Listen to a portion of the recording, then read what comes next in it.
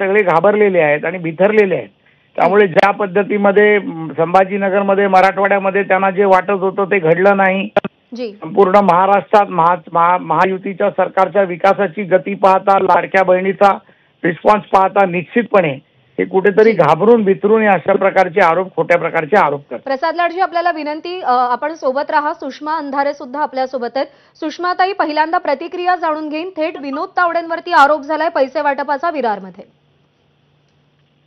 केंद्रीय पातळीवर ज्यांची सत्ता आहे त्या भाजपच्या सत्तास्थानी असणाऱ्या केंद्रीय वरिष्ठ नेत्यांकडून अशा पद्धतीने पैसे वाटपाचा व्हिडिओ जर होत असेल आणि बाहेर येत असेल, तो व्हायरल होत असेल, तर निवडणूक प्रक्रिया पूर्णतः पारदर्शक पार पडेल यावर आम्ही कसा विश्वास ठेवावा?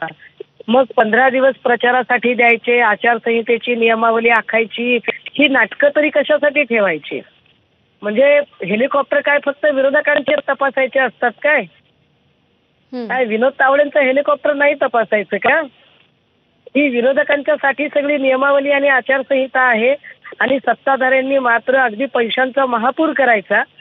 आणि जर अशा पैशांच्या महापुरावर निवडणुका होत असतील तर उमेदवारी अर्ज भरणे, स्क्रुटनी करणे, चिन्ह देणे, ही सगळी नाटकं सुद्धा करायची गरज नाही.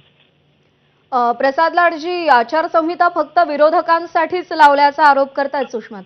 नाही, माझ्या भगिनीला मी सांगू इच्छितो की अशा प्रकारचे आरोप माननीय उद्धवजींनी पण केले, परंतु त्यानंतर स्वतः देवेंद्र फडणवीसांची बॅग तपासली गेली, अमित शहाची बॅग तपासली गेली, नितीन गडकरींची तपासली गेली, मुख्यमंत्र्यांची तपासली गेली आणि माझ्या लाडक्या बहिणींना मी सांगू इच्छितो की माझी स्वतःची देखील तपासली गेली.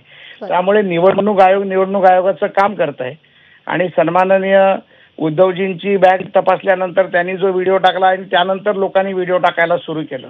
त्यामुळे मला वाटतं की या निवडणुकीच्या काळामध्ये अशा प्रकारच्या घटना घडत असतात. बॅग तपासणं, गाड्या थांबवणं, लोकांनी. प्रसाद लाडजी, थोडंसं थांबवते, सध्याच्या मुद्द्याकडे घेऊन येते. विनोद तावडेंची बॅग न तपासताच विनोद तावडेंना एंट्री दिली का? विनोद तावडेंची बॅग त्यांच्या बॅग मध्ये माल होता म्हणून त्यांची बॅग तपासली नाही? काही असं आहे नेमकं काय खरं? तुम्ही जेव्हा बोलताय की मराठवाड्यातल्या निकालांची त्यांना भीती वाटत होती म्हणून झालं, म्हणजे निकाल काय तुम्ही आता मतदानाच्या आधी डिक्लेअर करून टाकला की काय? डिक्लेअर केला का निकाल? तुमच्याकडून तुम्ही विजय जाहीर करून टाकला का लगेच? सर्व नेतृत्वाची घाबरलेली परिस्थिती पाहून, खोटे आरोप पाहून हे तर निश्चितपणे लक्षात येत आहे की महाराष्ट्रामध्ये महाविकास आघाडी अवस्था घाबरलेली असती ना. निवडणूक आयोग तुमचा घरगडी म्हणून काम करत आहे आणि निवडणूक आयोग तुमचा घरगडी म्हणून काम करत असल्यामुळे तुम्हाला साधर्म्य असलेली निवडणूक चिन्ह मिळतात. त्यामुळे तुम्हाला एकाच नावाचे 10 उमेदवार उभे करावे लागतात. भाजपने जे असंख्य ठिकाणी अपक्ष उमेदवार उभे केलेत आणि एकाच चिन्हाला साधर्म्य असणारे 10 उमेदवार उभे केलेत, यावरून तुमची किती घाबरगुंडी उडाली आणि तुमच्या पायाखालची जमीन घसरली आहे. तुमच्या देवेंद्र फडणवीसांचे व्हिडिओ, ऑडिओ व्हायरल होतात की दीपक केसरकरला पाडा. अरे म्हणजे तुम्ही विरोधक तुमच्या महायुतीतल्या पार्टनर असणाऱ्या लोकांबद्दल सुद्धा तुम्ही किती कपट बुद्धी आणि षडयंत्रकारी बुद्धी वापरता हे यातनं स्पष्ट होतं. तुम्ही काय सांगताय आम्हाला? ताई, याच्यामध्ये तुमच्याकडे जर एवढी पावर विसरलेले दिसताय मला.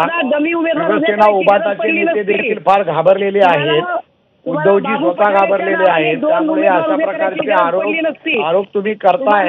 माझी भगिनी माझा ऐकून घे, ताई माझा ऐकून घे. 2 उमेदवार उभे करायची गरज पडली नसती. हे बघा, ही संविधानाची प्रक्रिया आहे. ज्या संविधानाला तुम्ही मानत नाही, ज्या सुप्रीम कोर्टाच्या चीफ जस्टिसला तुम्ही मान ठेवत नाही, त्या तुमच्याकडनं संविधान, निवडणूक आयोगाची काय आम्ही अपेक्षा ठेवायची? काही असं आहे की तुम्ही संविधान मानत नाही, तुम्ही सुप्रीम कोर्ट मानत नाही, तुम्ही इलेक्शन कमिशन मानत नाही, तुमच्याकडनं आम्ही काय अपेक्षा ठेवायची? तुम्ही फक्त आरोप करायचे आणि तुमच्यासारख्या व्यक्ती संविधानाच्या विरोधात बोलावं हे मला लज्जास्पद वाटतं. तुमच्यासारख्या व्यक्तींनी ज्या संविधानावरती व्याख्या तुम्ही लोकसभेमध्ये दिल्यात, आता तुम्हाला लोकसभेच्या नंतर संविधान मान्य नाही, तुम्हाला सुप्रीम कोर्ट मान्य नाही, इलेक्शन कमिशन मान्य नाही, मग तुम्हाला मान्य काय फक्त उभाटाच्या उद्धवजींनी दिलेले आदेश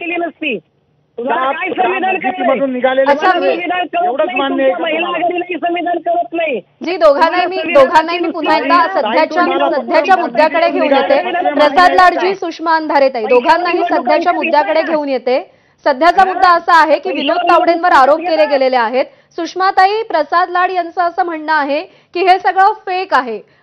छत्रपती संभाजीनगर मधला प्रकार असेल, सध्या जे काही घडतंय हे सगळं फेक आहे असं प्रसाद लाडजी म्हणतात. आपली प्रतिक्रिया. व्हिडिओ आले तरी फेक आणि ते मात्र सगळे धुतल्या तांदळाचे. हे जर एवढे जर घाबरलेले नसते ना तर यांना 10 ठिकाणी कशाला डमी कॅन्डिडेट उभे करावे लागले असते. एका उमेदवाराच्या नावाचे 10 उमेदवार यांनी उभे केले. जाणीवपूर्वक तुतारीला साधर्म्य चिन्ह, मशालीला साधर्म्य चिन्ह, निवडणूक आयोग यांचा घरघरी असल्यासारखा वाटतो. हे काय सांगतात आम्हाला शहाणपण? काय गोष्टी करतात हे? ताई जाऊ दे, खालची जमीन सगळ्या निवडणूक आयोग, सगळी ईडी, सगळी सीबीआय, सगळी यंत्रणा हाताशी धरून निवडणूक जिंकायचा प्रयत्न करतात. पोलीस यंत्रणा. प्रसाद लाडजी, आज सकाळपर्यंत चित्र असं होतं. प्रसाद लाडजी, आज सकाळपर्यंत चित्र असं होतं की स्थानिक नेत्यांवरती आरोप होत होते. याचं मला दुःख आहे. सांगताय शहाणपण. आमच्या ताईला तिकीट दिलं नाही त्याचा राग तुम्ही आमच्यावर काढताय. ताई, तुम्हाला तिकीट मिळालं मुद्दा थोडा भरकटतोय. प्रसाद लाडजी, पुन्हा एकदा मुद्द्याकडे घेऊन येते. सुषमाताई, तुम्हालाही विनंती, पुन्हा मुद्द्याकडे घेऊन येते. आरोप करून पुन्हा थुंकलेला साधणारी माणसं तुम्ही आहात.